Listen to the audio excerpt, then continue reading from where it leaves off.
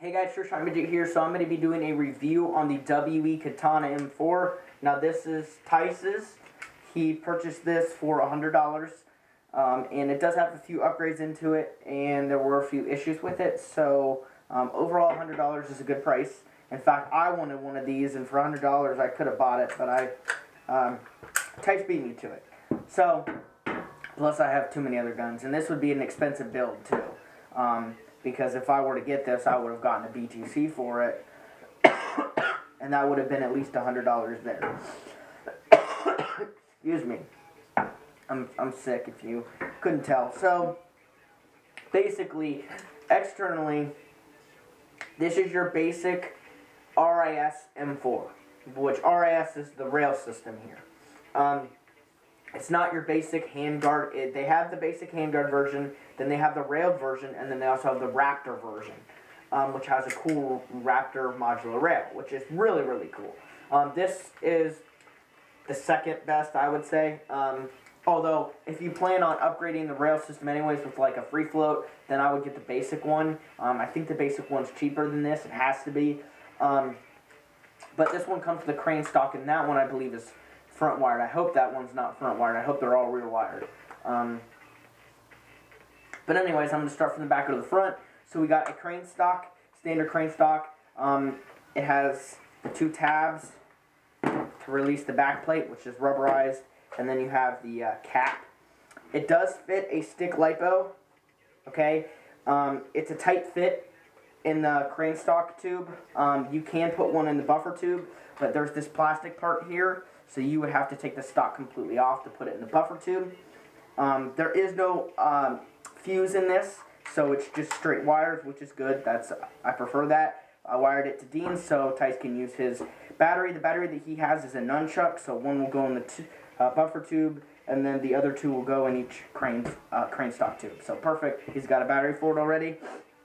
It does have an ambi sling mount here, which comes stock, which is awesome. It's one piece too, so it legitimately is ambi. So when you're switching sides, it's going to be much easier for you. Standard pistol grip. Then you have the WE Katana body, which has nice logos in my opinion. Some people hate on the WE logos. At least when I was a part of the WE gas blowback page, when e-bikes started putting their logos on their bodies, people were freaking out and saying they hated them. I don't understand that, but got some trademarks there. They are laser engraved. Charging handle, standard dust cover. Bolt lock is functional, which is awesome. It's really weak, but it wasn't so weak. I don't know why it's weak now, but it still does work. So you can adjust the hop up, push it forward. But it has a clear plastic hop up, kind of like a classic Army. That's what it reminds me of, or an Echo. Yeah, Echo 1. I think Classic Army had plastic clear hop-ups at 1.2. That's what it reminds me of. It's just clear plastic. You can upgrade it. You can fit a Pro one in here or whatever you want.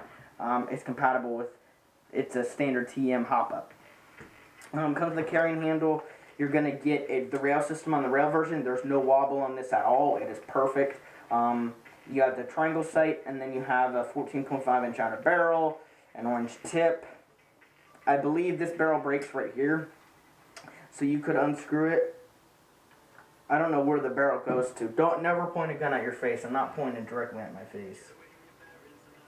I think the barrel stops like right here. I'll actually pull the hop-up unit out and measure, just to see, to make sure, because I assume if you take this off, the barrel I think goes to about here. So you'd have to put a suppressor or get a different inner.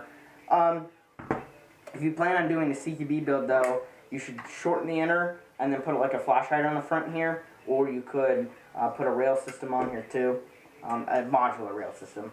So to open the gun up, you can pop the back pin here, and the receiver's going to split, and then you can pop the front pin, and the receiver's going to split. So, like a PTW, this is your poor man's PTW, really. There are some people that hate on this system, and then there are some people that absolutely love it. Now, I like this system. I'm not going to say it's amazing. There are issues with it, just like there are issues with the ICS system. And my experience with the ICS system, with the forward assist being the decocker, I like that feature. I like being able to do that and decock it. But when your gun precocks, like with my setup, it had precocked, it broke the air latch. Something kept hitting it. It broke 2 different air latches because it was precocking, and when I went to hit that, it didn't sound very good, and I think something was hitting the extended air latch. I don't know what, but it caused breakage. So I got a BTC in that, and you got rid of the issue. Now the newer ICSs do the same thing that this does. When you flip it to safe, it decocks it. This one stopped working. It will not function. The decocker does not work, okay? It's still, the piston is still back. I don't know why it doesn't work. It's just the way these are. The system is flawed in that way. Now, like I said, this would make a great gun for a BTC. You throw a BTC MOSFET in here, it completely does away with the air latch system. So you don't need that. So if it fails on you, you throw a BTC in here, and you don't need it anyways. So I hope that makes sense. Some people have done ASCUs. I've heard really bad things about ASCUs. Some people like them. I've worked on a few people's guns with ASCUs, and I just don't touch them because, like, I heard bad things about them. You don't want to mess with them because they suck, apparently. So I would go with the BTC. If you can't find one, maybe try an ASCU. You could even fit a G&G one, but the G&G MOSFETs have the big MOSFET board, and that'll take room. And your buffer tubing, you have to keep that in mind when you're doing battery storage stuff. Now, I'll plug the battery in. Is it LiPo ready? Technically, it's not. Okay, so basically, the parts on the inside of these, I believe the motor stock is neomagnet. That's what I heard from somebody. They said that the neomagnet motor, or the motor is neomagnet out of the box. If that's true, fantastic. It'll just come with standard Chinese gears, Chinese trigger contacts. The contacts are not bad. We're running 11-1 with no MOSFET, so that is, they would look in good shape. So we're going to see how long it lasts. And I told Tice he should get a BTC. Now, he should get a BTC for his SR7, his KWI SR7. But he should also get one for this. Or he can maybe get one of the G&G ETUs for this. But his SR7, I wouldn't do a G&G. I'd do more of a reliable, like a BTC, a Spectre. Once they come in stock, I think he has $100 so he could buy one. I'm happy to order it for him and put it in. And then he does actually have a MOSFET inside of his KWA SR10 that I put, or SR7. It's the Sigma FET. I could drop that into here if you wanted to.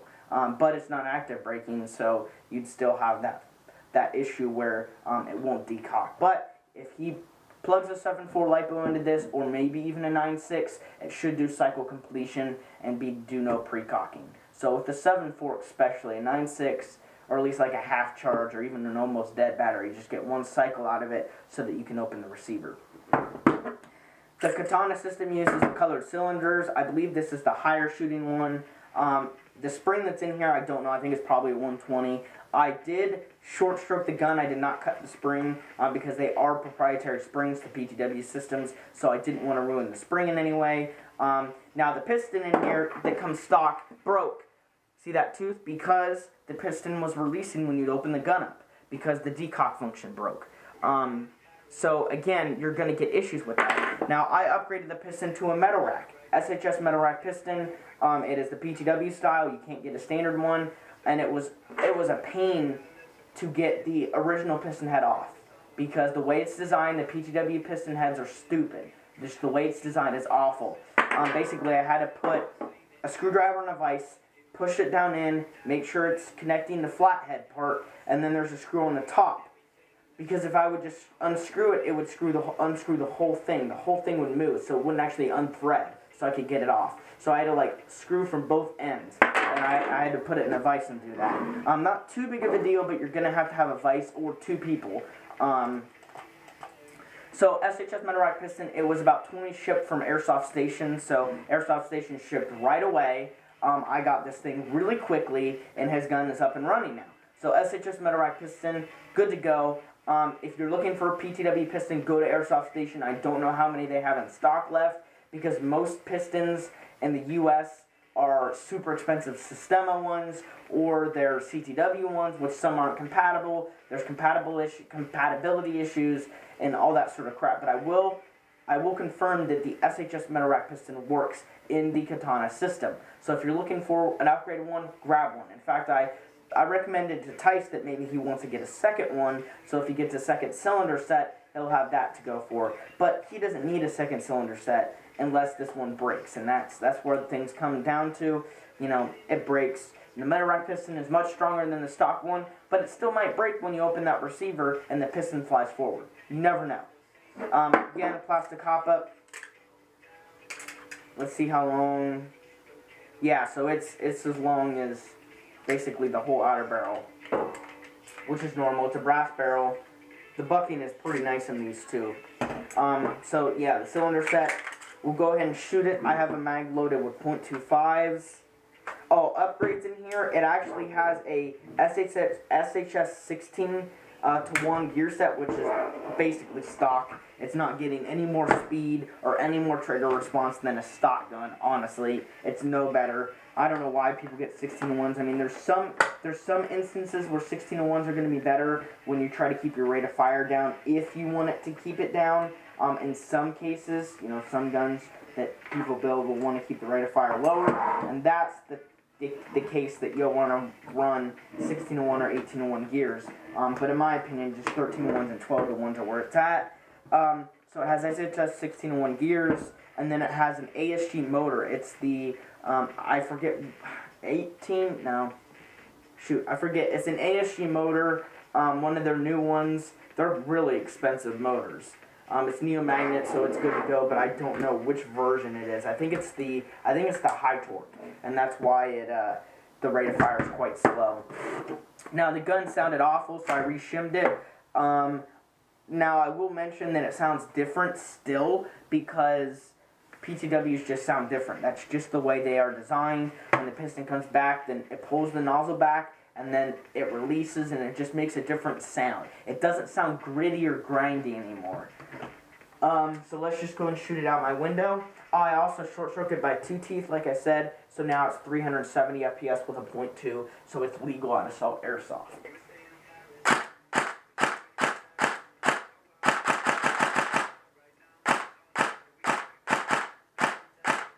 Trigger response is pretty good. These are .25s. I'd recommend to use 2s. I would definitely recommend 2s. Again, it shoots about 370 with it too, which is good to go. The trigger response is good. The hop-up is not very good with these 2.5s. They're dropping. So maybe I'd recommend a bucking upgrade, or honestly, I think .2s will be good to go for him. Try full auto. This is a GMP mid-cap. It works better with the mid-caps. See, it just sounds kind of weird. I don't really care for the sound of it, but if it was cycle completion, it would sound a little bit better. Okay, it's out of ammo. No, it's not. My mag's jammed up. It's not out of ammo. My GMP mag's jammed up. You see how it... There we go. Try it again.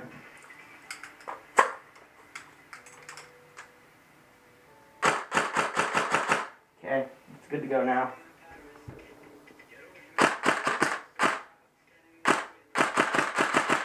See, it just sounds weird. It's not grindy anymore.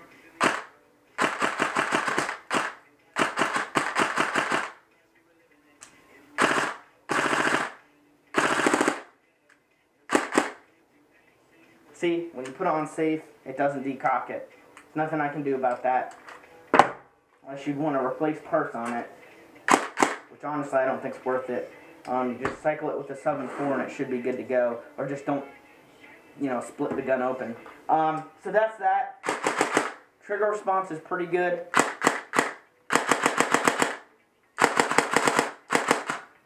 It's okay, it's not awful.